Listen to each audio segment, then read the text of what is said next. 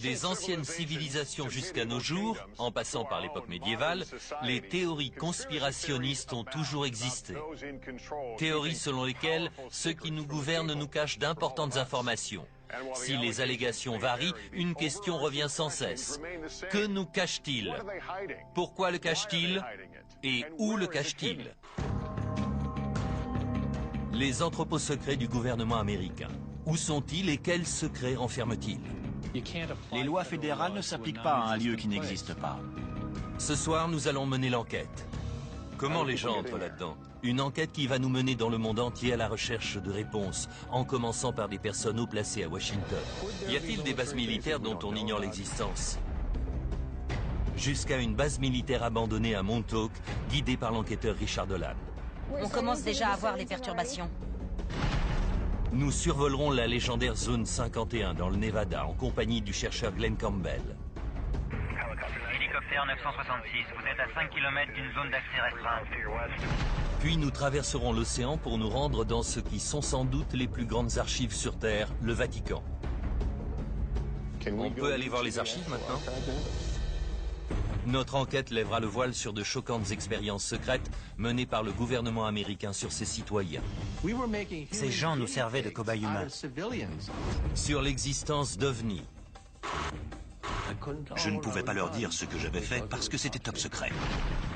Des éléments découverts sur une base secrète pourraient prouver que le gouvernement américain nous cache la vérité sur les extraterrestres depuis des décennies.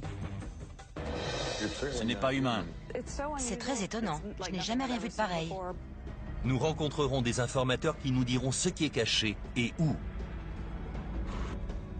Il y a des milliers de tunnels souterrains. Et pour la première fois à la télévision, nous vous montrerons des images d'un extraterrestre qui aurait été dérobé dans la zone 51. Rejoignez-nous dans cette expédition pour découvrir la vérité sur ce que nous cachent les gouvernements.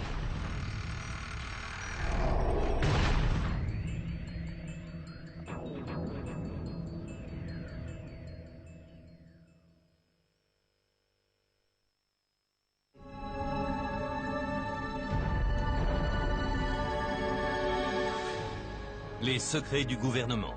Voilà un concept couramment utilisé dans l'industrie cinématographique qui a toujours intrigué les populations. Cela peut paraître une idée saugrenue, mais nous savons qu'il existe dans le monde des lieux où les gouvernements cachent des informations. Des bases militaires, des archives gouvernementales, des bunkers souterrains. La plupart de ces endroits relèvent de la sécurité nationale, mais ces zones à l'accès limité ne cacheraient-elles pas d'autres secrets bien plus grands? Que font-ils à Fort Knox ou dans la zone 51? Pourquoi ne puis-je pas aller au Vatican voir ce qu'ils y font? Le simple fait de refuser l'accès de ces lieux aux gens comme vous et moi nous oblige à nous demander pourquoi ils le font et ce qui se passe dans ces lieux secrets ou durant ces réunions secrètes. Ces lieux dont nous ignorons parfois l'existence cachent-ils des informations que nous devrions connaître? C'est en tout cas l'avis de certains. Je pense qu'il existe un nombre important de lieux souterrains cachés à travers le monde. D'endroits comme l'entrepôt 13. Tout est compartimenté, enterré dans le plus grand secret. Je ne sais pas si cela concerne le contrôle de l'esprit ou les ovnis, ou peut-être des armes biologiques, ou je ne sais quoi encore. Mais le secret, c'est la règle, pas l'exception. Pour répondre à ces questions, nous débutons notre enquête à Washington, D.C. Afin de nous faire une idée sur l'ampleur du goût du gouvernement pour le secret, nous allons interroger John Podesta, ancien chef de cabinet du président Clinton, qui a longtemps plaidé pour une transparence totale du gouvernement. Le gouvernement est-il parfois allé trop loin en voulant à tout prix garder le secret sur certaines choses? Bien sûr, le gouvernement va parfois trop loin à vouloir garder le secret sur tout. Ce genre d'habitude à la peau dure. Il faut être vigilant et s'assurer que les citoyens disposent du maximum d'informations que nous pouvons leur donner. Pense-t-on que les Américains ne seraient pas capables d'entendre ces informations? Ceux qui classent ces informations pensent que les gens ne sont pas en mesure de les recevoir ou n'ont pas besoin de les connaître. Ça peut être très dangereux à long terme. Je pense que le public est capable d'entendre ces vérités. Y a-t-il beaucoup de choses que nous ignorons? Certaines opérations délicates sont gardées secrètes. Leur succès en dépend. Cela dit, on se sert beaucoup de ce prétexte, alors qu'il ne s'agit pas toujours de questions de sécurité. Parfois, c'est aussi parce que, si les gens étaient au courant, ils ne voudraient pas que le gouvernement agisse de la sorte en son nom. Une des plus grosses sources de spéculation porte sur l'existence de dossiers classés secret défense sur les ovnis. Pourquoi les États-Unis ne sont-ils pas plus ouverts, plus honnêtes au sujet des ovnis, confirmant ou infirmant leur existence? C'est vrai, c'est une question que je me pose souvent. Y a-t-il vraiment là-bas quelque chose que les Américains ne doivent pas connaître? Avec le recul, peut-être que ce qu'ils faisaient là-bas à l'époque nous paraîtrait un peu idiot aujourd'hui. Mais les gens ont le droit de savoir.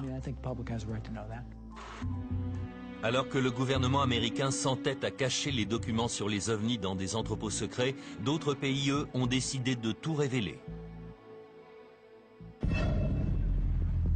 En 2008, le Royaume-Uni a décidé de déclassifier ses dossiers sur les ovnis.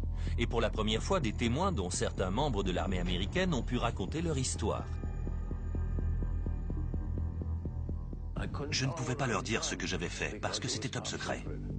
Milton Torres était pilote de chasse dans l'armée américaine. En 1957, alors qu'il est stationné au Royaume-Uni, une étrange mission lui est confiée. Ils m'ont dit qu'il s'agissait d'une mission d'assaut. Puis ils ont dit, c'est un objet volant non identifié. On veut que tu l'abattes. Quand Milton Torres atteint les coordonnées transmises, une énorme forme apparaît sur son radar. Il faisait des manœuvres que je n'arrivais pas à suivre. Il s'arrêtait, puis repartait à angle droit. Je suis arrivé, et à 20 secondes du tir, il a disparu. Il a décollé à une vitesse comme 10 fois la vitesse du son. On n'a pas d'avion aussi rapide. J'ai eu peur pour ma vie. De retour à la base, Milton Torres reçut l'ordre de ne jamais révéler ce qu'il avait vu dans le ciel ce jour-là. Ils m'ont dit, cette mission a été classée secret défense. Vous ne devez en parler à personne. Ni à votre femme, ni à votre chef, à personne. En divulguant des informations confidentielles, vous risqueriez la prison. Milton Torres ne sait toujours pas ce qu'il a vu ce jour-là sur l'écran de son radar, mais il a des soupçons. Je ne crois pas que nous soyons seuls. Et celui qui a construit cette machine en savait bien plus que moi. Le gouvernement américain détiendrait-il dans ses dossiers secrets d'autres histoires comme celle de Milton Torres? Même au sein de la classe politique, certains pensent que oui. L'ancien gouverneur de l'Arizona, Fife Symington, qui a assisté au phénomène inexpliqué appelé les Lumières de Phénix, pense qu'il s'agissait d'extraterrestres que le gouvernement a voulu cacher. En 1997, j'ai vu un très grand vaisseau en forme de triangle naviguer silencieusement au nord de Phoenix. Nous voulons que le gouvernement arrête de nous faire croire que chaque phénomène a une explication rationnelle. Nous avons droit à une plus grande transparence et je pense que le gouvernement se doit d'enquêter sur ce genre de faits. Le député de l'Ohio, Denis Kucinich, affirme lui aussi qu'il a vu un ovni. Monsieur Kucinich, avez-vous vu un ovni? Oui, c'était un objet volant non identifié. J'ai vu quelque chose. Le gouvernement aurait-il des informations sur des technologies extraterrestres qu'il nous cacherait? Je suis convaincu que notre gouvernement détient des preuves physiques, des informations concernant l'existence d'OVNI. Beaucoup pensent que si le gouvernement est bel et bien en possession de telles informations, c'est ici qu'elles sont cachées, sous terre, dans cette base aérienne retirée du Nevada, plus communément appelée la Zone 51. La base est aussi bien gardée que mystérieuse. Elle n'était même pas reconnue par le gouvernement avant 1994. Et encore aujourd'hui, il est difficile de savoir qui supervise cette base. Nous avons envoyé une demande d'accès par écrit, mais les semaines ont passé et nous n'avions toujours pas de réponse. Nous avons donc décidé de téléphoner. Nous avons fait une demande officielle pour filmer les locaux gouvernementaux de Groom Lake, c'est-à-dire la zone 51. Ça me semble important de pouvoir avoir accès à une telle base et savoir pour quel type de programme l'argent du contribuable est utilisé. Merci beaucoup. Au revoir. Il m'a dit qu'il voulait bien étudier notre demande. En attendant notre réponse, nous concentrons nos recherches sur un autre lieu empreint de tradition, le Camp Hero, dans le parc de Montauk, près de New York. L'enquêteur et écrivain Richard Dolan s'y rend pour effectuer des recherches sur des expériences secrètes menées par le gouvernement dans des locaux souterrains qui portaient sur le contrôle de l'esprit, le voyage dans le temps et la téléportation. J'essaie de trouver des éléments qui prouveraient qu'il y a eu ici d'importantes activités souterraines. Si l'on en trouve, cela nous servirait de tremplin pour continuer notre enquête. De 1942 à 1982, Camp Hero était une base militaire dans laquelle on surveillait les avions ou les sous-marins ennemis. Mais d'après Stewart Swerdlow, cette base a eu aussi une fonction plus obscure. Il prétend en effet que de 1970 à 1983, il a servi de cobaye dans le cadre d'un programme gouvernemental qu'il appelle le projet Montauk. Ça a d'abord commencé comme un projet portant sur le contrôle mental, la programmation et la manipulation génétique et l'armement ésotérique. Une partie du projet Montauk incluait le voyage dans le temps, ou la création de passages dimensionnels d'un point à un autre. Stewart Swerdlow affirme que lui et des milliers d'autres personnes ont été enlevées dans la rue ou chez eux, puis conduites dans un bâtiment souterrain à Camp Hero. En surface, la base de Montauk avait l'air abandonnée. Mais en dessous, il y avait 9 niveaux souterrains. C'est là que les expériences avaient lieu. Il y avait des centres où les gens étaient séquestrés. Cela peut sembler exagéré, mais le fait que le gouvernement américain puisse mener des expériences secrètes sur ses citoyens ne l'est pas. Il a déjà par le passé caché à ses citoyens l'existence de tels programmes et dissimulé ou détruit les preuves. Comme l'étude médicale effectuée pendant 40 ans sur des Afro-Américains pauvres à Tuskegee en Alabama. L'étude consistait à ne pas les soigner contre la syphilis pour voir comment ils réagiraient. Et il ne s'agit là que de l'un des nombreux programmes secrets découverts avec le temps. Au plus fort de la guerre froide, on le sait aujourd'hui, l'armée américaine utilisait le peuple américain comme cobaye.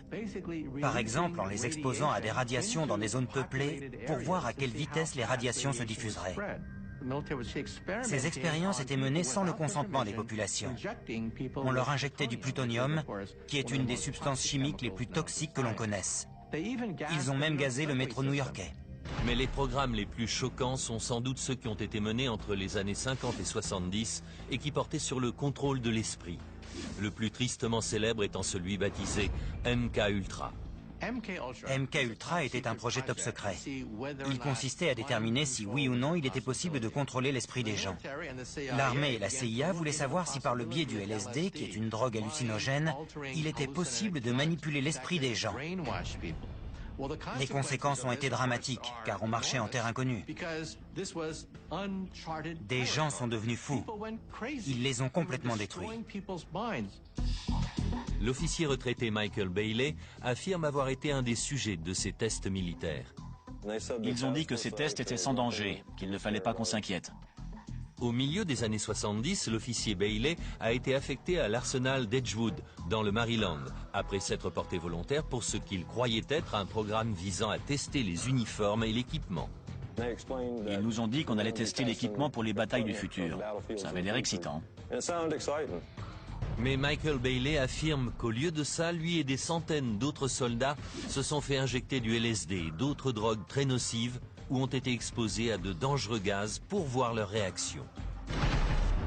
Nous nous sommes procuré cette vidéo d'entraînement tournée par l'armée et autrefois classée confidentielle. Elle montre certains des effets de cette expérience menée sur leurs propres hommes à Edgewood. 6h30 après l'exposition, le volontaire visiblement confus a eu besoin d'aide alors qu'il essayait de traverser un parcours d'obstacles. Les perturbations mentales et les hallucinations sont flagrantes. Aujourd'hui, l'officier Bailey estime que le gouvernement l'a trahi. On faisait confiance au gouvernement et à l'armée, mais ce n'était qu'un ramassis de mensonges. Beaucoup de gens ont souffert à Edgewood. Plus d'une centaine d'expériences de la sorte ont été menées dans des bases militaires, des hôpitaux, et même dans des universités réputées comme Princeton ou Harvard. Le but de ces expériences était de créer le parfait soldat, ce qui, en d'autres termes, pourrait être décrit comme la parfaite machine à tuer.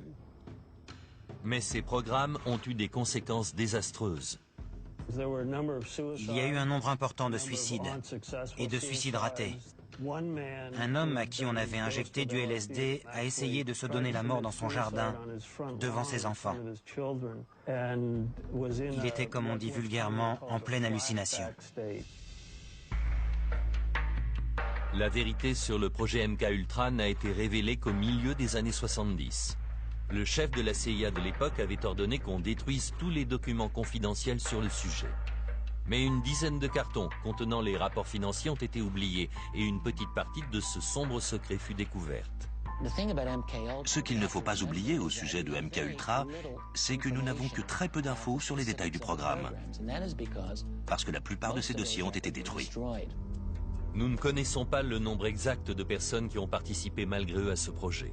Certains avancent même que des victimes de MK-Ultra pourraient avoir changé le cours de l'histoire.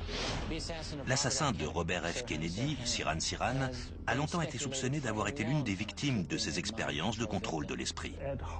Il est intéressant de noter qu'un des étudiants qui a participé à ces expériences menées à Harvard est le Unabomber.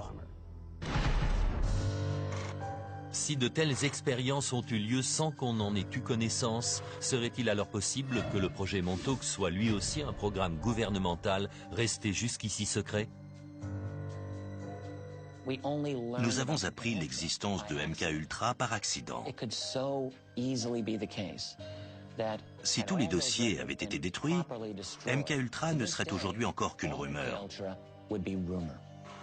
Quand je pense à ça, par rapport au projet Montauk, je me dis que si Montauk n'est aujourd'hui qu'une rumeur, c'est peut-être parce que les types chargés de la sécurité ont fait un meilleur boulot que pour MK-Ultra.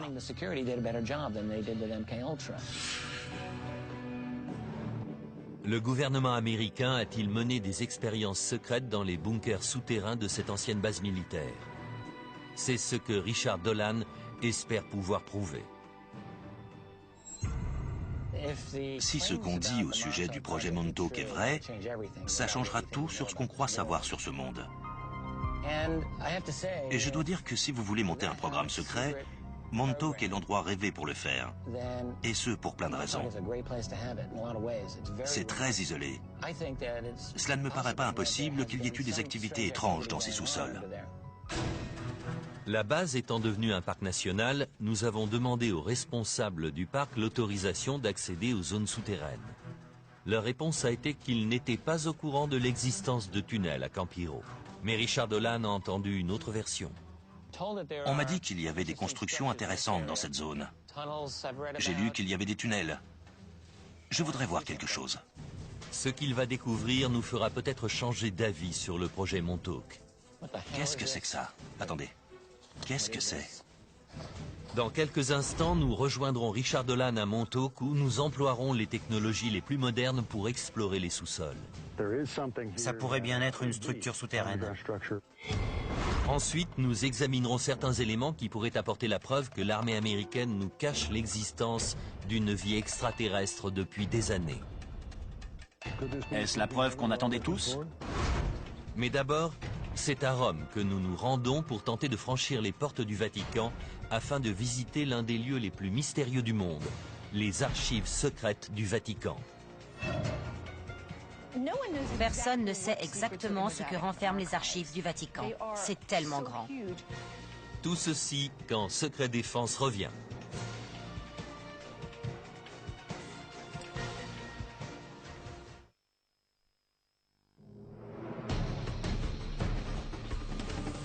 Notre enquête sur les secrets des gouvernements nous emmène à Rome, une ville qui abrite le plus petit État souverain du monde, mais aussi un des plus influents, le Vatican. C'est le siège de l'Église catholique et de son milliard de fidèles. Bien que son pouvoir ne s'étende que sur 44 hectares, son influence, elle, est mondiale. Le Vatican est un lieu fascinant parce que c'est la plus vieille organisation encore existante aujourd'hui sur Terre. On peut remonter jusqu'à 2000 ans en arrière. De nombreux documents attestent de l'influence du Vatican à travers les époques. Et son rôle, notamment dans le domaine des arts, est fièrement exposé. C'est un des plus grands, si ce n'est le plus grand dépositaire de l'art, de l'histoire, de la tradition, de la théologie et des documents écrits. C'est un vrai trésor. Derrière moi se trouvent les murs sacrés du Vatican et à l'intérieur ses archives secrètes. 80 km d'étagères contenant des milliers de documents. Il s'agit sans doute des archives les plus riches de l'histoire du monde. Et pourtant, elles sont interdites à la plupart d'entre nous. Pendant des années, des universitaires et des citoyens se sont demandé ce qu'elles recelaient. Le Vatican cacherait-il d'importants secrets ?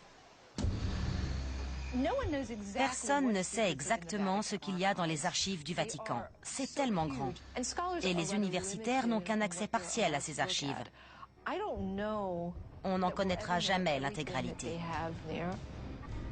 Le secret qui règne autour de ces archives a éveillé l'intérêt des universitaires, des écrivains et même d'Hollywood. Le roman et le film Da Vinci Code avancent une hypothèse selon laquelle l'Église nous cacherait la vérité sur la lignée de Jésus-Christ. Dans le film Angers-Démon, un ancien document conservé au Vatican va permettre de contrecarrer les plans d'une société secrète appelée les Illuminati qui voulait se venger du Vatican. Par ici, s'il vous plaît. Dans le film, les archives sont un vaste complexe hypermoderne et ultra sécurisé renfermant des millions de documents. La salle est un coffre-fort hermétique. On maintient un taux d'oxygène le plus bas possible. Les archives secrètes du Vatican ressemblent-elles à celles du film? Et ces archives pourraient-elles renfermer des documents contenant des informations explosives que l'Église voudrait cacher? Comme des prophéties sur l'Apocalypse, des preuves d'une éventuelle descendance de Jésus, d'exorcisme ou de société secrète. Des révélations qui seraient susceptibles de changer notre vision de l'Église, mais aussi et surtout celle de l'histoire. D'après de récentes découvertes, tout porte à le croire. L'archiviste du Vatican, Barbara Frale, a découvert un document qui apporte un jour nouveau sur le rôle du pape dans l'exécution des chevaliers légendaires de l'ordre du Temple. Beaucoup de gens pensent que c'est le pape Clément V qui a demandé une enquête sur les Templiers et qui les a désavoués, causant ainsi leur perte. Vous avez trouvé un document. Que nous apprend-il sur cette histoire? En 2001, nous avons retrouvé dans les archives secrètes du Vatican un parchemin original du pape Clément V, dans lequel il demande une audience à huis clos pour les maîtres de l'ordre du Temple, et durant laquelle il va les absoudre car il était convaincu qu'ils n'étaient pas hérétiques. Nous savons aujourd'hui que l'Église n'a jamais condamné l'ordre du Temple, et que c'est un acte de violence abusif du roi Philippe le Bel qui est à l'origine de la chute de l'ordre. Mal archivé il y a des centaines d'années, ce document n'avait jamais été découvert. Mais se peut-il alors qu'il existe des documents dans ces archives concernant des événements importants de l'histoire qui n'aient pas encore été trouvés? Il y a encore des millions de documents à découvrir dans les archives secrètes du Vatican. Quel genre de documents le Vatican peut-il alors nous cacher, intentionnellement ou non? À en croire les rumeurs les plus fréquentes, le Vatican nous cacherait des informations importantes concernant les prophéties sur la fin du monde, comme le fameux troisième secret de Fatima. Il s'agit d'une des prophéties les plus connues de la religion catholique. La prophétie veut qu'en 1917, la Vierge Marie soit apparue plusieurs fois devant 3 enfants de la ville de Fatima, au Portugal, site aujourd'hui visité chaque année par des milliers de fidèles. Pendant ces visites, la Vierge Marie leur aurait fait 3 révélations sur l'avenir du monde, mais le Vatican n'en révéla que 2. Le premier secret est une vision de l'enfer. Le deuxième secret était en rapport avec la fin de la Première Guerre mondiale et le début d'une autre grande guerre peu de temps après, si la Russie ne se convertissait pas au catholicisme. Mais le troisième secret n'a pas été révélé. Et beaucoup, comme le spécialiste de Fatima, Christopher Ferrara, se sont demandé ce qu'il pouvait bien être. En 1960, pour des raisons inconnues, le Vatican a fait savoir que le secret allait être placé sous scellé pour l'éternité. Mais le 26 juin 2000, devant la pression grandissante, le Vatican a finalement cédé et dévoilé la vision. L'annonce de cette révélation a été reprise par la presse du monde entier. Pendant des années, les gens ont spéculé sur ce troisième secret, pensant qu'il s'agissait d'une prophétie sur la fin du monde. Aujourd'hui, devant un demi-million de fidèles, le Vatican a révélé ce secret. La vision montrait un évêque vêtu de blanc, abattu de plusieurs balles.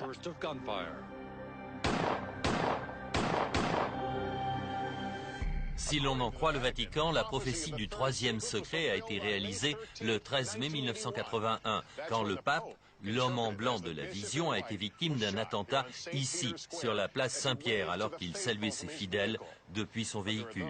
Mais certains pensent que le troisième secret de Fatima se trouve toujours à l'intérieur du Vatican et que ce qu'il contient est encore plus troublant. Un secret au sujet d'une crise mondiale. Le secret parlerait en fait d'une crise au sein de l'Église et d'un scénario apocalyptique qui aurait des conséquences terribles pour la Terre entière. Nous avons reçu l'autorisation exceptionnelle de visiter les archives avec nos caméras pour voir ce qu'elles renferment. Le premier document que l'on nous montre est exposé dans le bureau du directeur et il illustre parfaitement la richesse historique de ce qui est archivé ici. Expliquez-moi ce qu'est ce document. Il s'agit d'une lettre adressée au pape Clément V par les membres du Parlement anglais, dans laquelle il demande au pape de prononcer l'annulation du mariage entre Henri VIII et Catherine d'Aragon. C'est ce qui a conduit à la séparation entre l'Église catholique et l'Église anglicane. Absolument. Mais les documents ne sont pas tous exposés ainsi. La plupart sont conservés dans le bâtiment principal des archives. Luca Carboni, le secrétaire général des archives, a accepté de nous emmener pour une visite guidée. On peut aller voir les archives maintenant? On va aller voir le stockage des archives. Là où elles sont stockées. Tout à fait.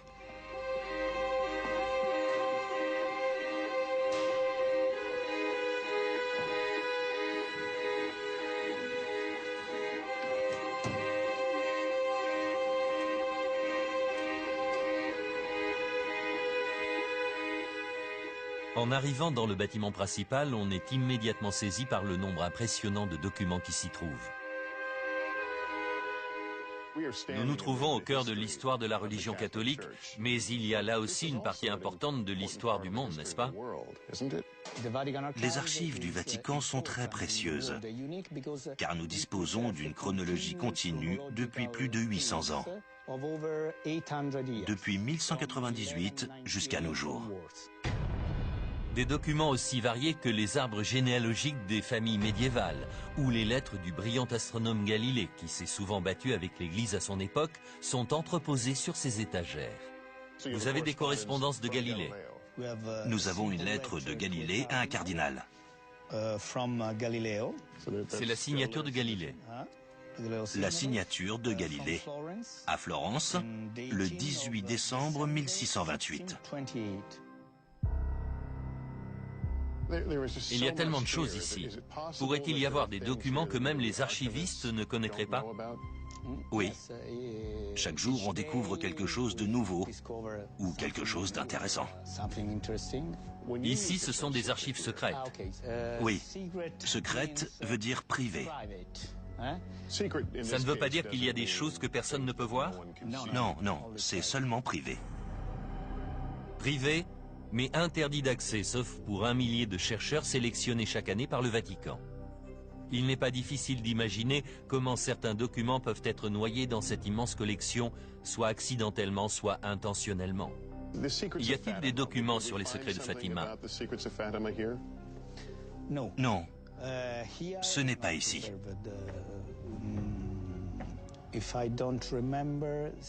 Si je me souviens bien, ce n'est pas ici.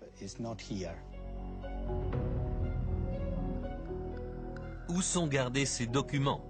Le Vatican dispose-t-il d'autres salles d'archivage?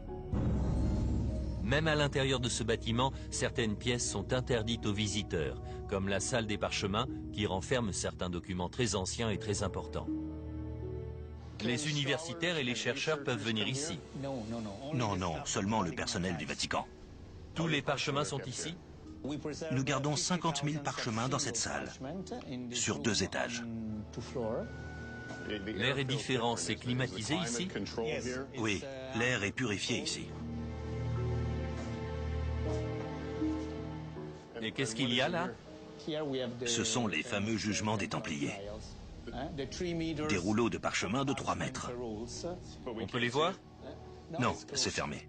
Ces archives secrètes sont sans aucun doute un lieu unique, mais le Vatican ne nous a apporté aucune preuve confirmant ou infirmant les rumeurs sur la présence de documents secrets dans ces locaux. Nous nous rendons donc à Montauk, dans l'État de New York, à la recherche d'indices sur d'éventuelles expériences souterraines menées sur le contrôle mental et le voyage dans le temps. Puis nous irons enquêter dans les bases militaires les mieux gardées du pays pour tenter de retrouver des rapports secrets qui apporteraient la preuve de l'existence d'extraterrestres. Tout ceci dans Secret Défense.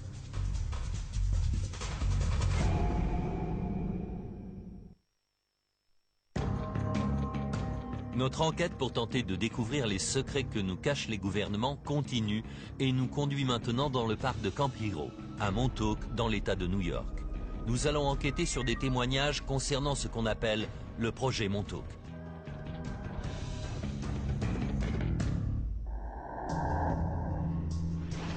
D'après ces témoignages, le radar qui se trouve derrière moi fut un jour l'épicentre des dangereuses expériences de manipulation de l'esprit du projet Montauk. Il y aurait également sous l'antenne 9 niveaux souterrains qui auraient accueilli une technologie qui permettait de transporter les gens dans le temps et dans l'espace. Mais ces locaux existent-ils réellement? Le gouvernement affirme qu'il n'y a aucune structure souterraine à Montauk. Bien sûr, il faut garder en tête que les États-Unis ont forcément quelque part des bureaux souterrains qu'ils souhaitent garder secrets. L'écrivain et enquêteur Richard Dolan a accepté de nous accompagner à Camp Hero pour vérifier ces allégations. Comment savoir s'il y a vraiment quelque chose? S'il est impossible de vérifier l'exactitude des témoignages, on peut quand même jeter un œil au sous-sol, avec un radar à pénétration de sol. Cela nous permettra de savoir enfin s'il y a quelque chose ou pas là-dessous. Au moins confirmer certaines parties de l'histoire. Stuart Swerdlow affirme que lui et des milliers d'autres hommes ont été enfermés ici pour être programmés ou manipulés mentalement. J'ai été le sujet de nombreuses expériences, d'interrogatoires ou d'endoctrinement. J'ai servi pour une expérience sur le voyage dans le temps. Pour mener à bien ces expériences, Stuart Swerdlow affirme que le gouvernement le séquestrait dans des bâtiments situés juste en dessous du radar. D'après lui, l'infrastructure comprenait 9 niveaux et dans ces salles se trouvait un étrange objet appelé la chaise Montauk. Ça ressemblait à une chaise de dentiste. Il y avait des écouteurs qu'on devait mettre sur la tête. Et il y avait d'énormes ordinateurs. Et le médium s'asseyait dans la chaise et transmettait ses pensées électromagnétiquement via la chaise pour qu'elles soient amplifiées et stockées dans l'ordinateur pour être ensuite transmises. Mais le contrôle mental n'était pas le seul concept étudié à Montauk. Selon Stuart Swerdlow, il faisait aussi des études sur le voyage dans le temps et la téléportation, à l'aide d'une technologie bien étrange. C'était comme un immense miroir.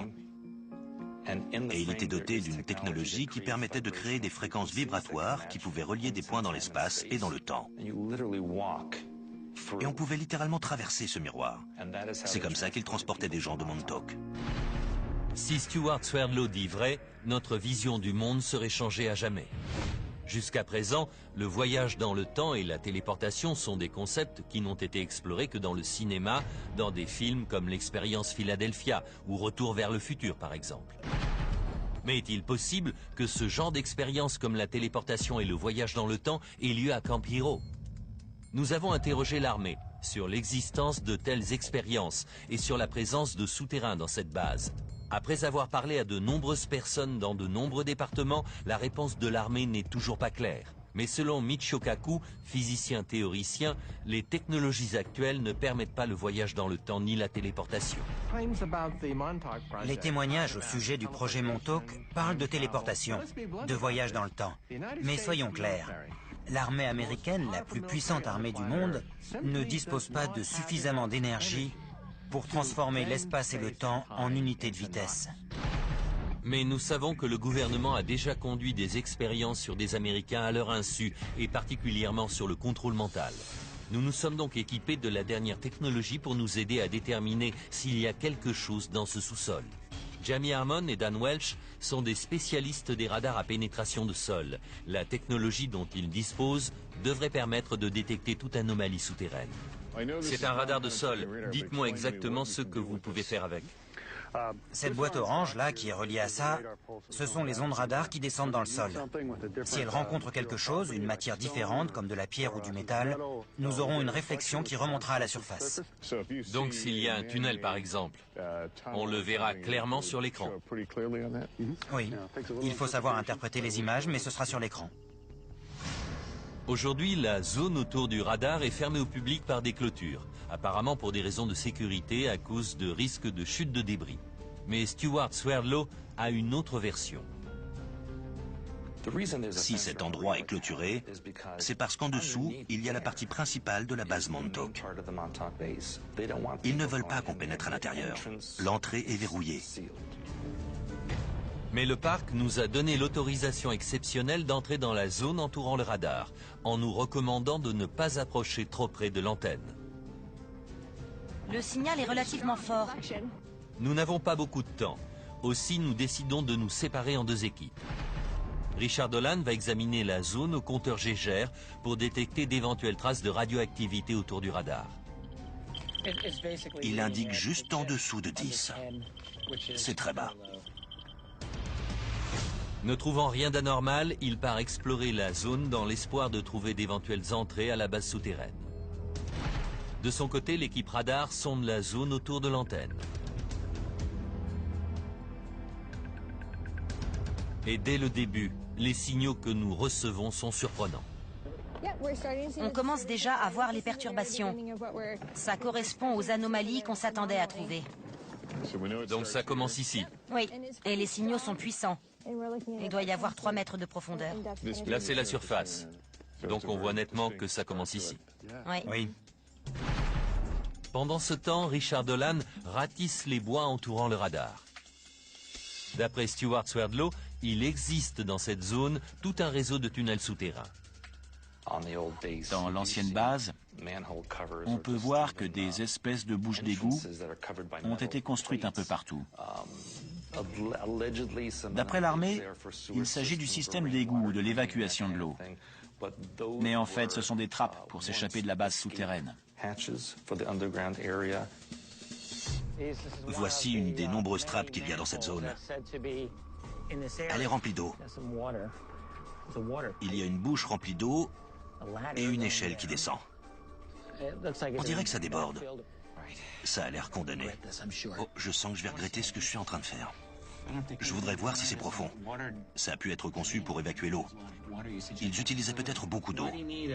Pourquoi mettre une échelle dans une bouche d'évacuation d'eau? Richard Dolan trouve plusieurs trappes comme celle-ci, mais elles ne descendent qu'à 2 mètres sous terre. Il nous rejoint donc. Et les résultats sont très intéressants. On a effectué plusieurs passages dans cette zone et il semblerait qu'à peu près à 3 mètres de profondeur, on ait quelque chose d'intéressant. Est-ce qu'on voit aussi que c'est plat? Oui, la surface est plate. Alors étant donné la topographie du lieu, de cette colline, vu la pente, s'il y a quelque chose de plat, je dirais que c'est l'œuvre de l'homme. En d'autres termes, ce pourrait être le toit de quelque chose qui descendrait encore plus bas? Absolument. Ce pourrait être le toit d'une chambre souterraine. C'est ce qu'on a de plus convaincant pour l'instant. C'est typique du mystère qui entoure Montauk. Parce que ça nous donne un peu de quelque chose, mais pas assez pour être sûr. Voilà ce qu'on a. C'est à 3 mètres sous terre. Mais s'il y a 9 niveaux, là on ne peut voir que le toit du premier niveau. C'est ça. Donc on ne peut pas savoir ce qu'il y a après ça. Ce que le radar a découvert est peut-être la première étape qui permettra un jour de savoir s'il y a quelque chose dans ce sous-sol.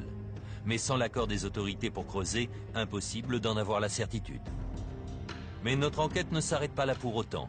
Il nous reste encore un endroit où chercher des preuves d'une base souterraine dans la région. Les tunnels qui avaient été construits entre la ville et le manoir de Montauk existent toujours. Les tunnels partent du manoir et vont jusqu'à la base. Nous sommes au manoir de Montauk, un vieil hôtel construit en 1927, pour voir si ces tunnels existent et s'ils mènent à Campiro, 8 km plus loin. Où sommes-nous? Ce sont les tunnels d'accès, les fondations du manoir Montauk. Ouais. Ils ont été construits en 1927. Ces tunnels vont assez loin. Jimmy Hackett travaille au manoir et il explore ces tunnels depuis des années. Vous êtes allé jusqu'au bout? Une bonne partie, oui. Mais il reste encore une portion inexplorée où je ne suis pas allé. Avez-vous déjà visité Camp Hero? Oui, on y allait souvent quand on était petit, quand c'était encore une base militaire en activité. Il y avait, je ne sais pas comment ça s'appelle, mais c'était comme des tunnels. On descendait par des échelles en métal dans ces tunnels carrés. Attendez, vous parlez des trappes? Non. Elles sont différentes? Oui, ce sont des plaques de ciment carré avec des couvercles en métal. Elles ont été scellées depuis? Oui, elles ont été bouchées depuis. Mais il y a bien des tunnels sous Camp Hero. Oui. Nous commençons notre visite des tunnels. Rapidement, ils deviennent plus bas, plus étroits et quasi impraticables. Et l'on n'en voit pas le bout. Passons par là. Par là, attention à la tête. Ouais.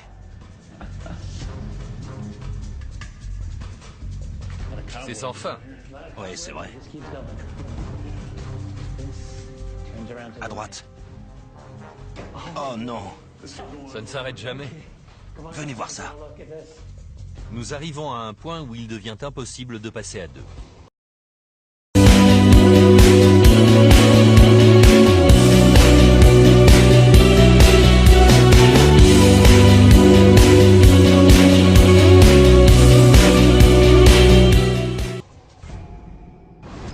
Il est parti voir jusqu'où va le tunnel. Je n'arrive pas à croire qu'il soit si long.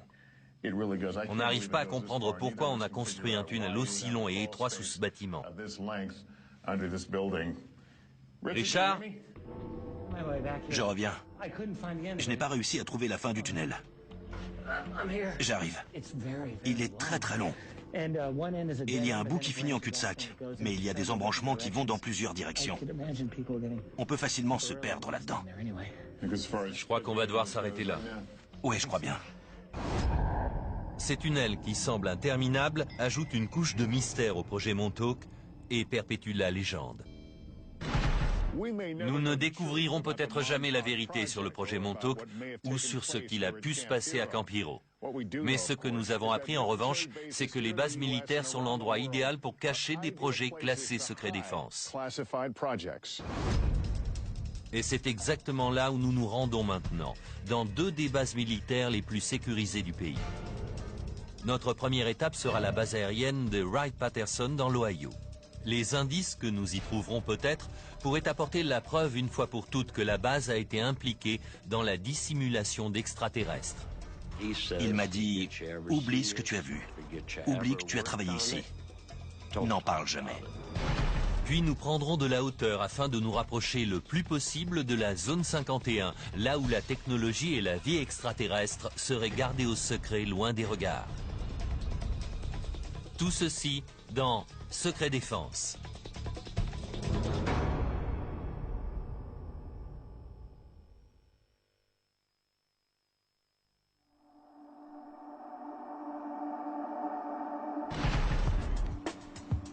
Notre enquête pour tenter de découvrir les secrets que les gouvernements nous cachent nous emmène à travers le monde. Nous sommes allés à Montauk dans l'État de New York pour tenter d'en savoir plus sur des expériences de voyage dans le temps et de manipulation de l'esprit. Nous avons traversé l'océan Atlantique pour chercher dans les archives secrètes du Vatican les réponses aux mystères les plus anciens.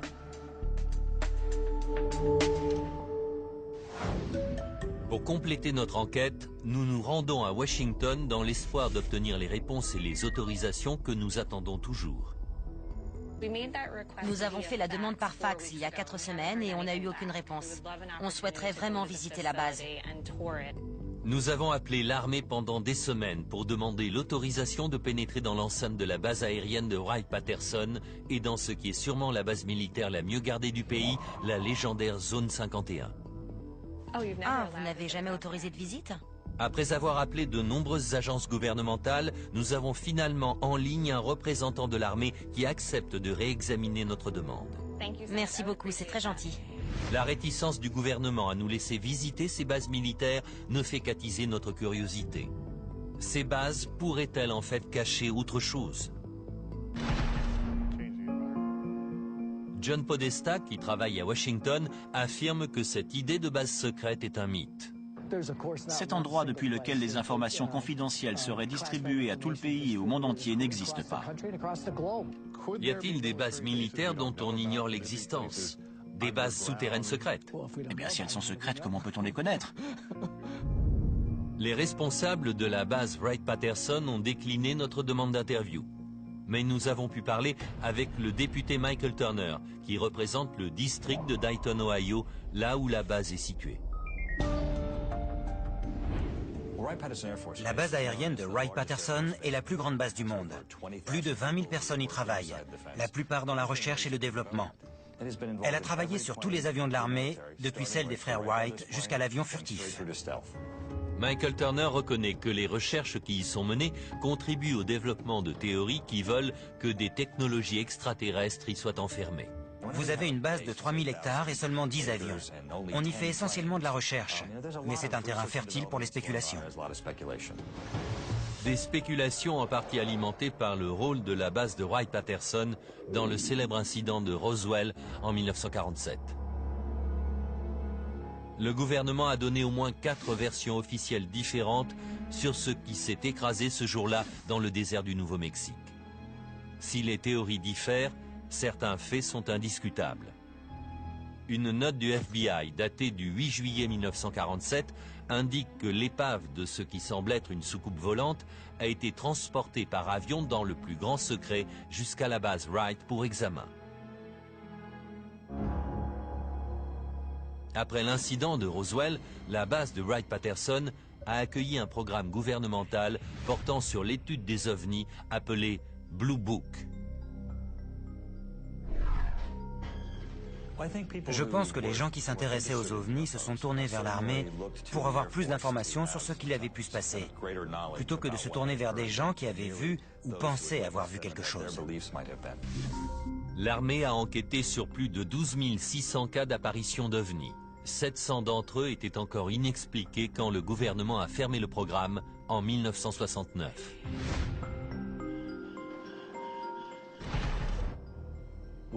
Quand on entend la position actuelle des autorités sur les ovnis, on dirait qu'ils ont fait leurs valises et qu'ils sont rentrés chez eux. Je pense sincèrement que l'armée a loupé le coche sur ce coup. Qu'y a-t-il de mal à dépenser une partie de l'argent du contribuable pour enquêter sur ces événements? On trouverait peut-être quelque chose d'intéressant. Où est le mal à ça? Chaque galaxie contient à peu près 1 milliard d'étoiles. C'est à devenir fou. Et penser qu'on est les seuls, c'est complètement stupide. Les vrais cas compliqués allaient directement en haut lieu. Ils ne restaient pas à Blue Book. Mais où ils allaient, on ne le saura jamais. Le capitaine Robert Collins, aujourd'hui à la retraite, a passé 22 ans dans l'armée, dont 6 à Wright-Patterson. J'avais un accès aux informations classées top secrètes.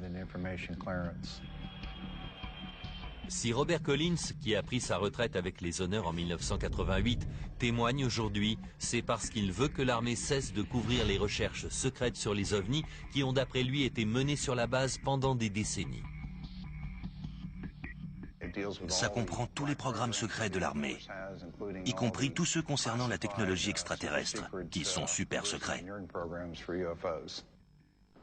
De nombreux témoins soutiennent l'action de Robert Collins et affirment avoir eu accès à des preuves extraterrestres sur la base.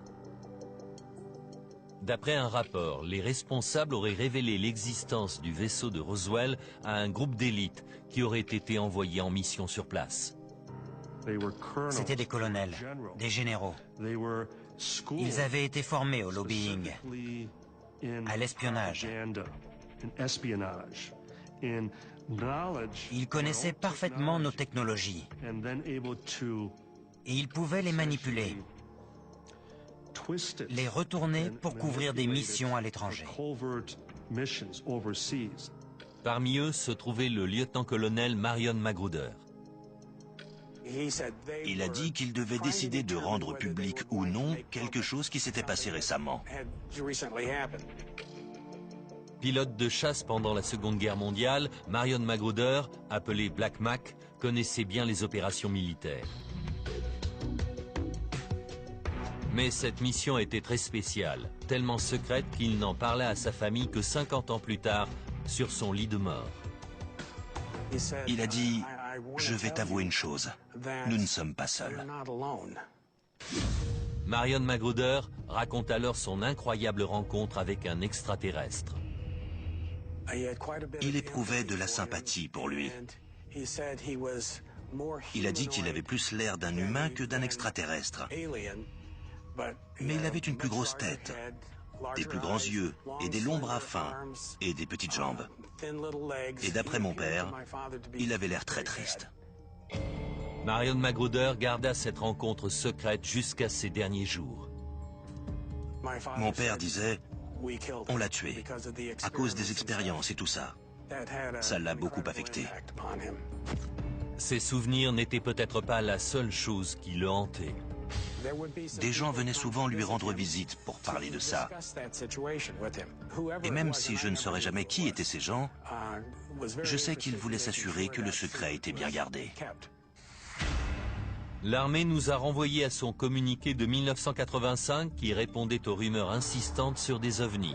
Il y est écrit que il n'y a pas et il n'y a jamais eu de visiteurs ou d'équipements extraterrestres sur la base de Wright-Patterson. Mais au fil des ans, les questions et les suspicions demeurent, alimentées par les témoignages d'anciens militaires, dont celui de Robert Collins, qui affirme que des bâtiments souterrains ont été construits de manière stratégique sous la base. Vous ne les trouverez jamais, sauf si vous savez où chercher. Dans un instant, nous examinerons des témoignages au sujet d'un labyrinthe complexe construit sous la base de Wright-Patterson. Puis nous étudierons des preuves physiques qui pourraient confirmer que le gouvernement nous cache des informations sur la vie extraterrestre. Je suis trop vieux pour me soucier de ma réputation. Puis nous nous rendrons dans le désert du Nevada pour une enquête exclusive dans la zone 51. Si les gens savaient ce qui s'est passé dans la zone 51, ils voudraient brûler l'endroit.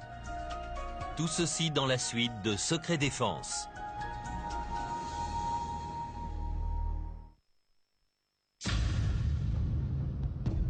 Notre enquête nous a conduits sur la base de Wright-Patterson à Dayton dans l'Ohio, pour tenter d'y découvrir ce que le gouvernement pouvait y cacher.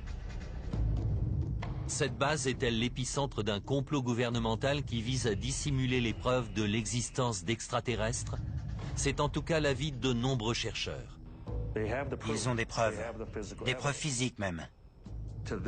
À ce jour, tout indique que cela se trouve à Wright-Patterson.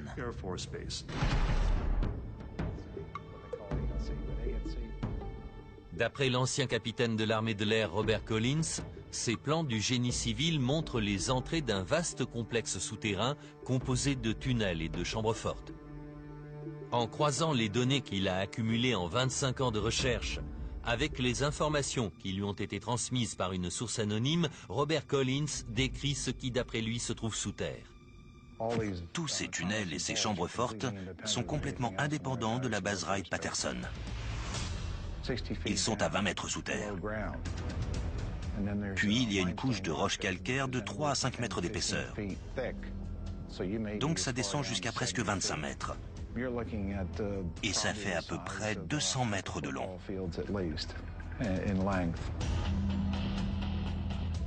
Il y a en gros 4 chambres fortes, de 30 mètres carrés chacune. Il y a de la moquette dans les tunnels et vous pourriez les traverser en pick-up. Mais pour lui, le plus remarquable, ce n'est pas cette base souterraine en elle-même, mais ce que l'armée y a caché et y cache peut-être encore. Dans ces chambres fortes étaient entreposés les corps des aliens. Il y avait tout le matériel cryogénique nécessaire pour conserver ces corps. Il y avait des tables d'examen et du matériel pour effectuer des tests biologiques. L'armée de l'air a refusé que nous interrogions un des responsables de la base, mais le député Michael Turner nous a confirmé qu'il y avait en effet de nombreuses informations classées secret défense sur le site militaire et qu'il y avait une bonne raison à cela. La plupart des activités de la base sont classées secret défense, car elles ont besoin d'être protégées. Ce sont des projets en cours de développement, des recherches sur des aptitudes pour l'avenir, ou même comment on voit nos adversaires potentiels. Un communiqué qui nous a été fourni par l'armée précise qu'au moins une étape dans le développement de quasiment tous les avions de l'armée de l'air américaine a eu lieu à la base de Wright-Patterson. Il travaille sur le développement d'un matériau qui peut détecter et réparer tout seul ces fissures, ainsi que sur des avions de la taille d'insectes ou d'oiseaux qui seraient capables de voler en groupe. À ce jour, Carl Day reste un des seuls journalistes qui ait été autorisé à enquêter sur les ovnis dans l'enceinte de la base militaire. Beaucoup de questions restent sans réponse. Ce soir, nous allons essayer de faire le tri entre fiction et réalité. Ils m'ont dit, venez voir si vous trouvez quelque chose. C'était sur invitation de l'armée de l'air. Carl Day connaît les rumeurs sur les souterrains et demande donc à être escorté au niveau le plus bas du bâtiment 620. Le tunnel que j'ai emprunté n'était sûrement pas assez grand pour y rouler en camion. Il fallait se baisser parce que le tunnel était très bas. Il n'a pas trouvé de tunnel caché, mais ce qu'il va découvrir est encore plus troublant. C'était une petite mandibule, la mâchoire inférieure de quelque chose. Durant son reportage, Carl Day fait la rencontre d'un technicien dentaire d'un hôpital militaire situé à 25 km de la base qui affirme qu'il a travaillé sur une étrange empreinte de mandibule provenant de la base. À l'époque, l'homme a si peur de raconter son histoire qu'il préfère rester anonyme. Je n'avais jamais rien vu de tel chez l'humain ou chez l'animal. Jamais. Aujourd'hui âgé de 81 ans, John Musgrove parle à visage découvert pour la première fois.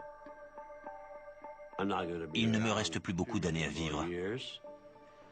Et si j'ai envie de parler de cette affaire aujourd'hui, c'est parce que je ne pense pas que le gouvernement dise un jour « Les extraterrestres existent. Ils sont venus sur Terre. »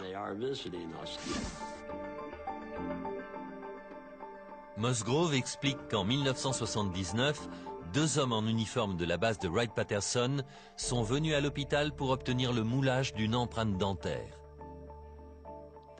Il n'y avait ni salive, ni sang, juste l'os. J'ai tout de suite compris qu'il s'agissait de quelque chose d'anormal. Je me suis dit, qu'est-ce que c'est que ça? Quand il termine le moulage, son patron lui ordonne de ne jamais parler de ce qu'il a vu. Il a levé la main comme ça, en tenant l'empreinte, m'a regardé, l'a broyé et l'a jeté dans la poubelle. Ensuite, il m'a dit, « Oublie ce que tu as vu. Oublie que tu as travaillé ici. N'en parle jamais. » Le moulage est cassé. Mais John Musgrove va récupérer les morceaux et les recoller afin de pouvoir en faire une réplique. Convaincu qu'il s'agit de la mâchoire d'un squelette détenu à Wright-Patterson, John Musgrove en donne une copie à Carl Day pour qu'il enquête. Mais parmi les personnes à qui Carl Day montrera cette empreinte, aucune n'est en mesure d'en identifier l'origine. Je ne voulais pas qu'il arrive quoi que ce soit à cette empreinte, on ne sait jamais. Alors je l'ai mise dans un coffre-fort. Et c'est moi qui ai la clé. Carl Day accepte de retirer la mandibule de son coffre-fort. C'est celui-là. C'est la première fois qu'elle est montrée à la télévision. J'aimerais vraiment savoir s'il s'agit bien d'une mâchoire d'extraterrestre. La tête devait vraiment être très petite. 30 ans après le moulage de l'empreinte, le mystère reste intact. Serait-ce la preuve irréfutable qu'on attendait tous? La preuve qu'il y a bien des extraterrestres sur Terre? Ça prouve une chose. Il y a autre chose en plus des humains et des animaux. Dans un instant, nous essaierons de savoir si cette mandibule détient le secret de la vie extraterrestre. Une anthropologiste dentaire nous donnera son avis. Mais d'abord, nous irons dans le désert du Nevada. On se demande ce qu'il peut y avoir de si secret pour qu'il tue. Enfin, nous examinerons une vidéo exclusive qui pourrait révéler ce qui se passe derrière les grilles de la base militaire la plus sécurisée des États-Unis. Dans un instant, Secret Défense.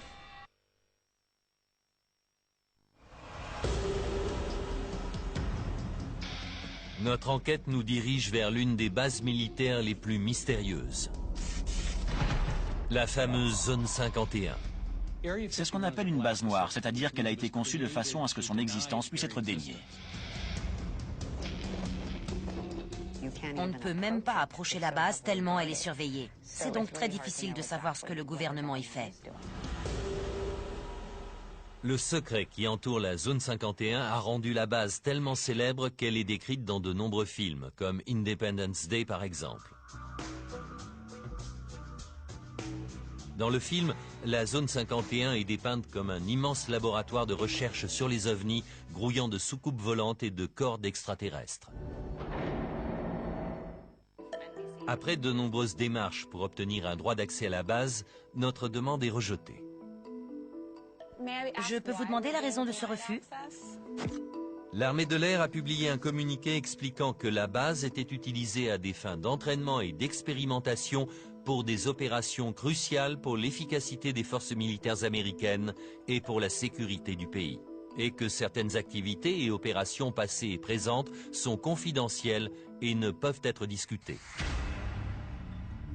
Nous décidons néanmoins de prendre la route pour tenter d'obtenir le maximum d'informations possibles sans avoir à enfreindre la loi. Je suis dans le désert du Nevada à 2 heures au nord de Las Vegas et je me dirige vers la fameuse Zone 51, un lieu qui renferme peut-être les secrets militaires les plus importants du pays. Les spéculations vont bon train quant à l'utilisation de cette base. Comme le montre le tourisme local, la plupart de ces rumeurs tournent autour de programmes menés sur des extraterrestres, des témoignages d'entrepôts souterrains. Il y a pas mal d'activités souterraines ici. Certains affirment que des scientifiques y travaillent sur la rétroconception de vaisseaux extraterrestres. Ça avait des centaines de milliers d'années d'avance sur notre technologie. Et le plus troublant, des preuves confirmeraient que les extraterrestres existent et qu'ils auraient été détenus dans la base. Autant d'allégations que nous allons tenter de vérifier durant notre enquête.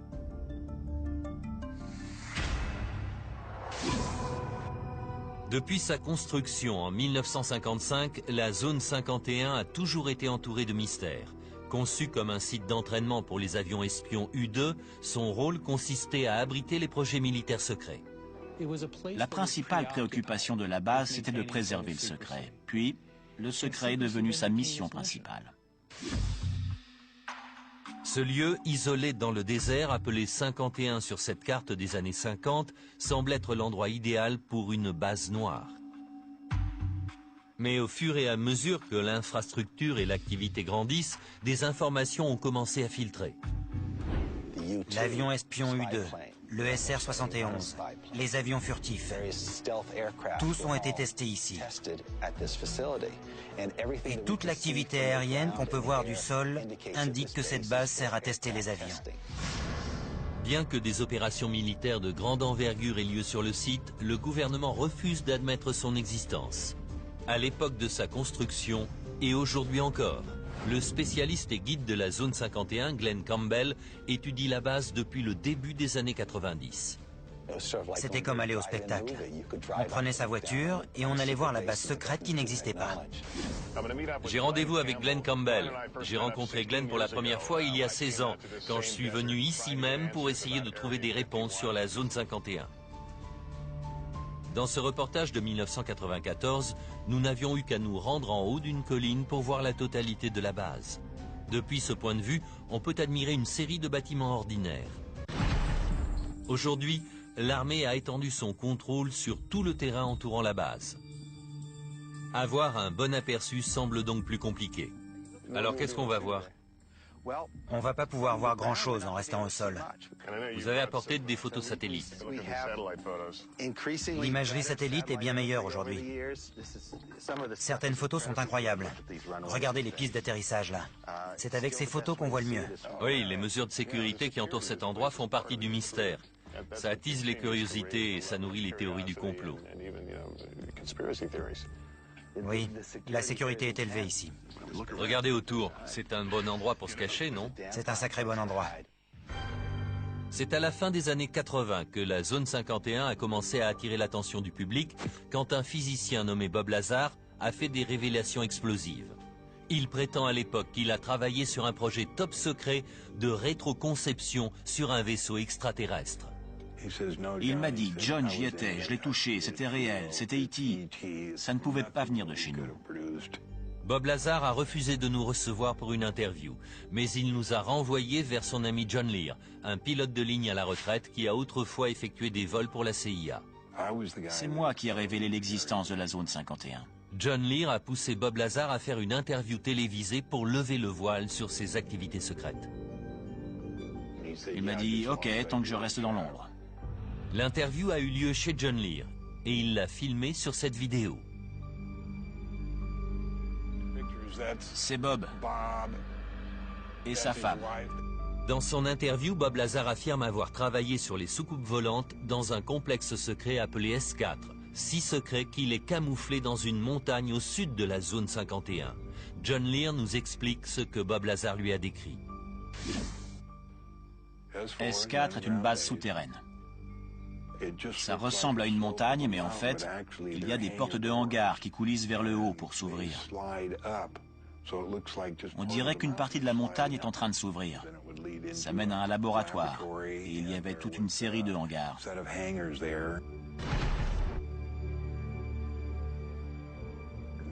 Il y avait 9 hangars en tout, et dans chaque hangar, il y avait un vaisseau extraterrestre. Et ils étaient tous différents.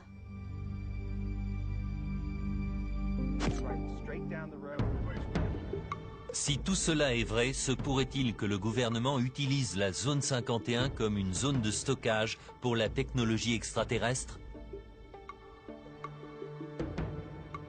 Quel que soit le type de secret enfermé dans la zone 51, il est clair que les visiteurs n'y sont pas les bienvenus.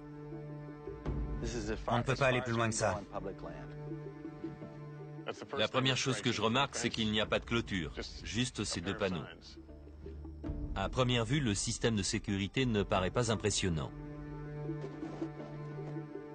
Mais les différents niveaux de sécurité apparaissent rapidement.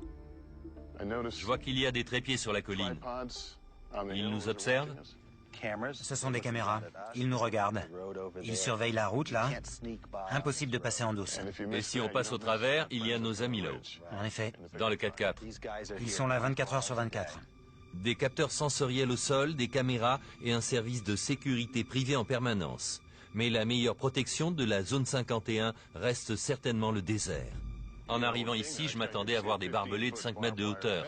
Il n'y a rien de tout ça, juste quelques piquets. Ces piquets sont les seuls témoins que la loi du Nevada vous oblige à avoir pour délimiter un territoire. Ils n'ont pas besoin de clôture ici. Ils ont 20 km de désert autour d'eux pour protéger la base. Le panneau est classique, danger propriété privée. Jusqu'à ce qu'on arrive en bas, l'usage de la force à des fins mortelles est autorisé. On se demande ce qu'il peut y avoir de si secret pour qu'ils tuent.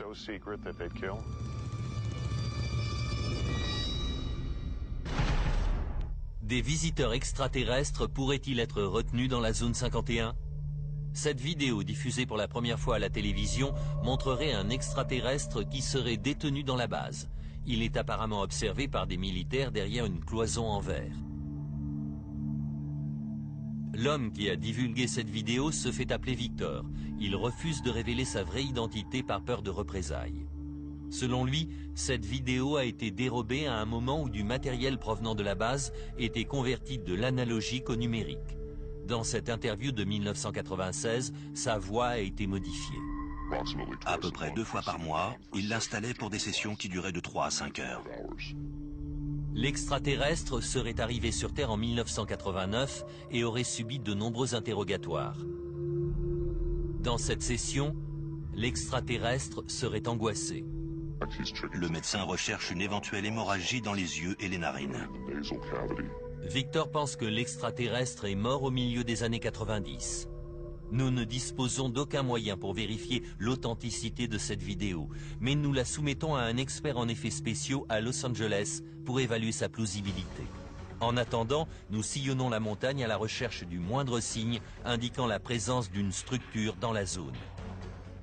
Il faut bien rester près des piquets oranges. Je les vois même plus. Regardez. Mais on sait qu'ils sont sur notre droite. La nuit tombe sur le désert et les piquets oranges sont nos seuls guides. Un seul pas de l'autre côté de la frontière invisible et l'on pourrait se faire arrêter. Je vois un bâtiment. Oui. Là-bas, qu'est-ce que c'est? C'est le poste de contrôle. C'est l'entrée. Si vous vous aventurez sur cette route, dépassez les panneaux et arrivez à ce poste de contrôle, vous vous ferez immédiatement arrêter.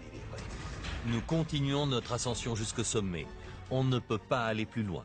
Je pense que c'est la fin de notre aventure ici, parce que je vois des militaires là-bas, camouflés comme vous dites. Oui, il est camouflé. On doit s'arrêter là? La frontière change après. La seule solution, c'est de survoler la zone de jour. Et là, on aura peut-être un aperçu de la zone 51. Mais il faut de la lumière. Et il faut un hélico. Oui. Dans un instant, nous allons survoler le désert du Nevada et approcher au plus près de la plus célèbre base militaire des États-Unis. Ils savent maintenant où on est? Affirmatif. La zone 51 est-elle le cœur d'une vaste opération de dissimulation d'extraterrestres? Renferme-t-elle des secrets terrestres bien plus dérangeants encore? Découvrir ce qui s'est passé, ce que les humains ont fait, c'est déjà assez terrifiant. Dans un instant, Secret Défense.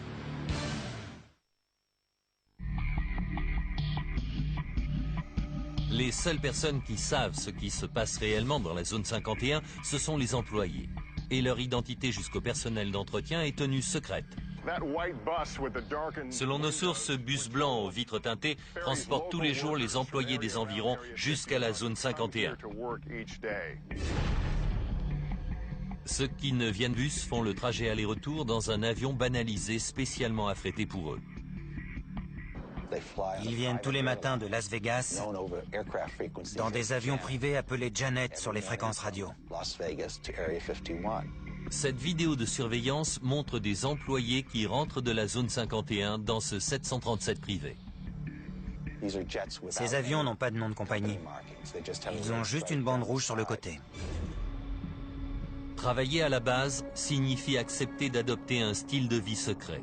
On ne peut même pas dire qu'on travaille là. Jonathan Turley est un avocat spécialisé dans les procès impliquant la sécurité du territoire. Il découvre la zone 51 en 1994 quand il est contacté par des employés gravement malades. En gros, on leur a dit de mourir en silence. Ils n'étaient pas censés parler à un avocat ni à un docteur. Bien qu'ils aient signé des accords de confidentialité, certains employés racontent à Turley qu'ils ont été exposés à des matériaux toxiques sur la base. Parmi eux se trouvait le métallurgiste Robert Frost. Il ne pouvait pas dire au docteur sur quoi il travaillait ou ce à quoi il avait pu être exposé. Il aurait pu aller en prison pour ça. En 1994, nous avions interviewé la veuve de Robert Frost, Hélène. Elle nous avait parlé du premier jour où son mari était revenu avec d'étranges symptômes. Il est entré en hurlant. Je l'ai regardé, son visage était rouge vif et toute sa peau pelait complètement. Jonathan Turley intente un procès contre l'armée l'accusant de négligence caractérisée dans la destruction de déchets dangereux ayant entraîné un empoisonnement. Ils ont creusé une tranchée de la taille d'un stade de football. Chaque semaine, ils la remplissaient avec toutes sortes de déchets toxiques. Et puis, ils y versaient du kérosène et faisaient brûler tout ça. Si la base opérait en secret, l'impact sur certains employés était difficile à cacher. Beaucoup d'entre eux ont développé une maladie étrange. On aurait dit qu'ils avaient des écailles de poisson sur le corps. Cette photo a été prise juste avant qu'il démissionne, en mars 1989. Ensuite, il a eu des grosses plaques sur le dos et sur tout le corps.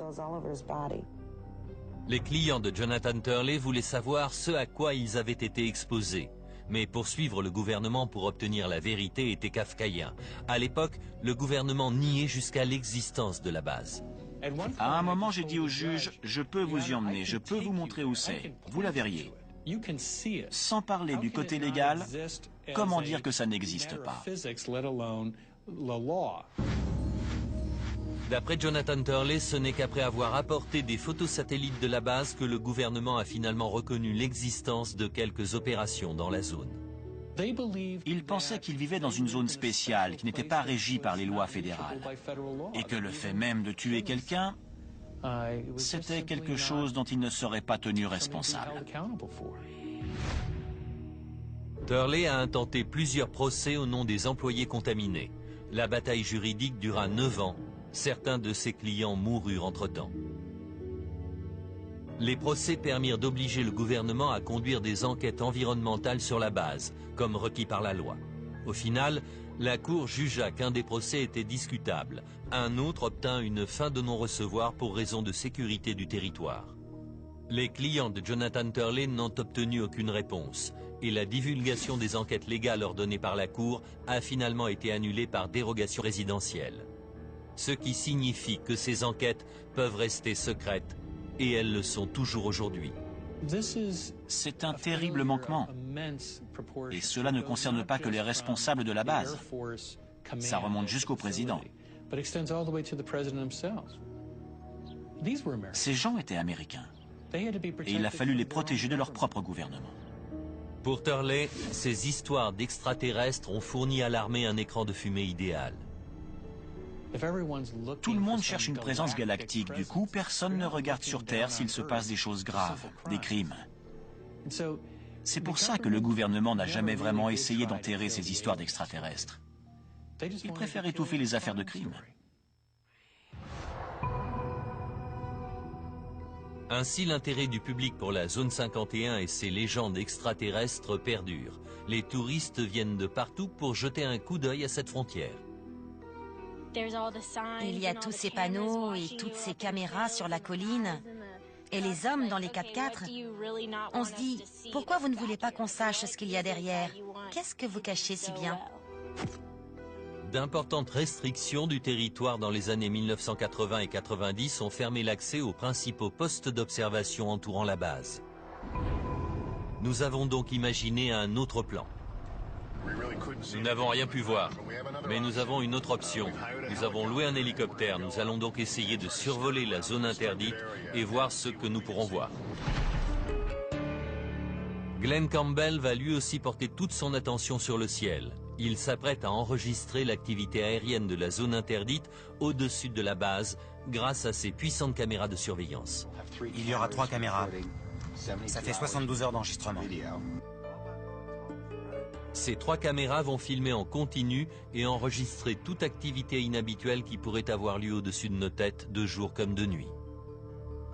L'idée, c'est de prendre cette montagne-là et ce petit pic de l'autre côté. Ouais, c'est mieux. En attendant les résultats, nous nous préparons nous aussi pour une petite surveillance aérienne. Bonjour. Tom? Oui. Après plusieurs refus, nous trouvons finalement un pilote qui accepte de nous emmener près de la zone 51. Ces zones sont interdites au public, mais ils ne nous disent pas pourquoi. Légalement, on a le droit d'aller jusqu'où? Il est recommandé de ne pas s'approcher à plus de 3 km de la limite. On va leur dire ce qu'on fait? Non, on va rien leur dire. S'ils demandent, on leur dira juste qu'on fait du tourisme. Allons-y. C'est parti. Squawk 4373 et un passager. 4373 et un passager pour le 966 Sierra Hotel. Maintenant, ils savent qui on est et où on va. Affirmatif. Durant le décollage, nous entendons une communication entre la tour de contrôle et un des avions banalisés du gouvernement. Janet pour la tour de contrôle 267 Nellis. Le contact est maintenu sur un 5000. L'avion auquel il s'adresse est appelé Janet. Des navettes aériennes. Nous dépassons la plus haute montagne et découvrons la zone 51. Je la vois maintenant. Nous sommes à peu près à 15 km de la frontière. Mais à peine l'apercevons-nous qu'un message radio nous rappelle à l'ordre. Hélicoptère 966, vous êtes à 5 km d'une zone d'accès restreint. Affirmatif. Affirmatif, mais nous n'irons pas plus loin que 3 km. Bien sûr. De toute évidence, dans les airs comme au sol, nous sommes sous étroite surveillance. Nous ne pourrons pas aller plus près que ça. Ce lieu est tellement surveillé qu'en fait, nous ne pouvons même pas pointer nos caméras vers la zone. Nous sommes à un peu plus de 2500 mètres d'altitude. C'est une belle journée. C'est la meilleure vue de la zone 51 que l'on peut avoir de l'extérieur. Je vais vous dire ce que je vois. Il y a 2 grands bâtiments avec des toits en aluminium. Ils sont très brillants. Je ne peux que supposer qu'il s'agit de hangars de quelque sorte. Il y a plusieurs bâtiments plus bas. Tous ont l'air d'être le long d'un lac asséché. Je vois aussi ce qui semble être une très longue piste d'atterrissage.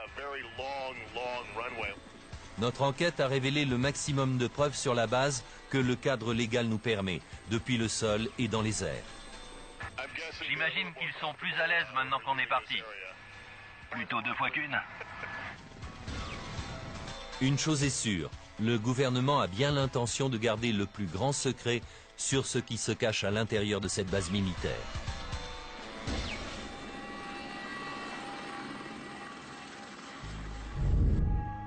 Après 72 heures de surveillance, nos caméras ont capté quelques anomalies. Une étrange tempête balaie la zone. Une lumière flotte sur l'horizon. Et soudain, nous apercevons ce disque lumineux dans le coin de l'écran. Après examen, la lumière s'avère être une voiture roulant sur une route désolée. Le disque, en revanche, reste inexpliqué. Selon Campbell, il pourrait s'agir de la Lune.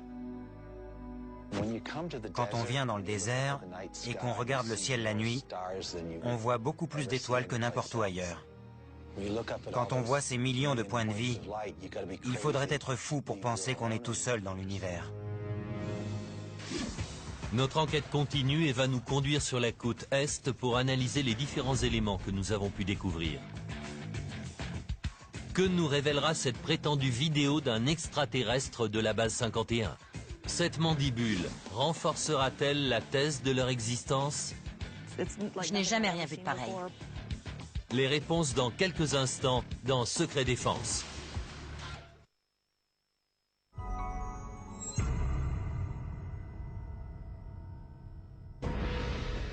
Notre enquête arrive maintenant au stade de l'analyse des éléments que nous avons découverts. Cette vidéo montrant un extraterrestre va-t-elle nous permettre d'obtenir des réponses quant à la vie au-delà de la Terre ? Cette mandibule pourrait-elle prouver que des restes extraterrestres sont cachés dans des bases comme celle de Wright-Patterson ? Nous étudierons toutes les possibilités auprès d'experts, en commençant par un des créateurs d'effets spéciaux les plus réputés d'Hollywood. Je cherche l'image irréfutable. L'image que je ne vais pas pouvoir, ni personne d'ailleurs, décortiquer. Kevin Yagher conçoit des créatures pour les films, des aliens, des humains. Les plus célèbres sont la poupée Chucky et Freddy Krueger. Fort de ses 25 ans d'expérience, Kevin Yagher a accepté d'examiner la vidéo et de nous donner son avis d'expert. La première chose que j'ai vue, c'est un alien. Et il avait l'air bien vivant.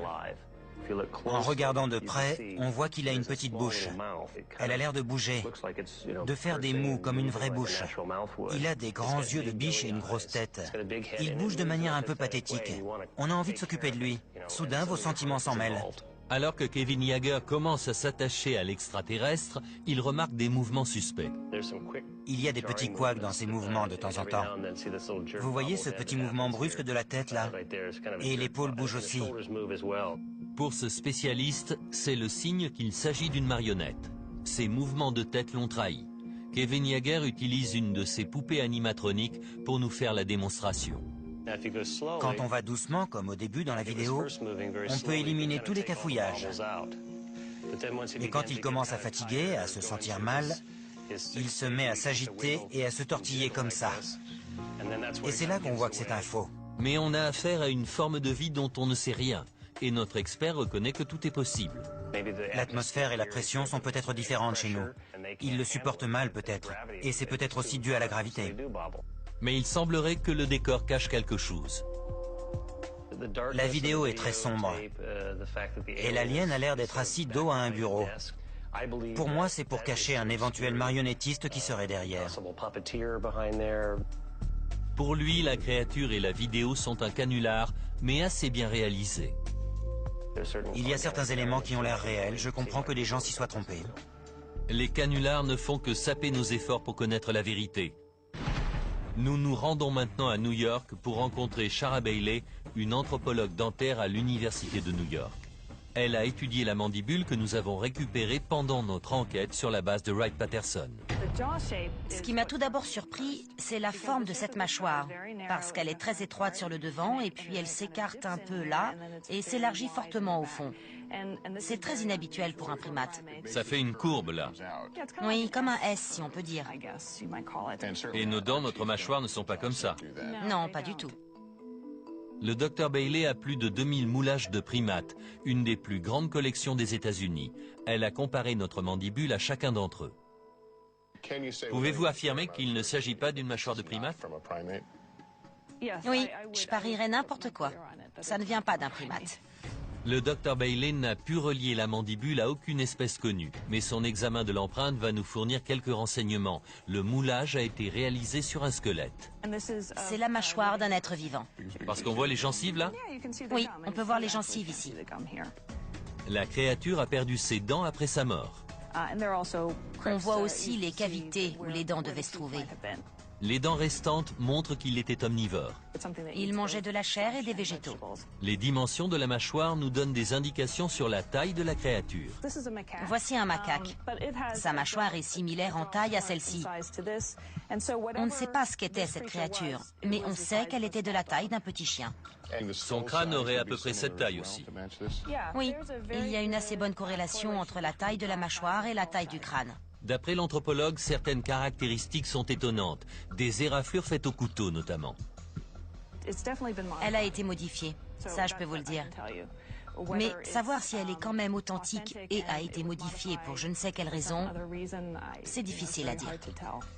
Elle s'interroge également sur l'aspect humain du schéma dentaire qui pourrait venir infirmer la théorie d'un squelette extraterrestre.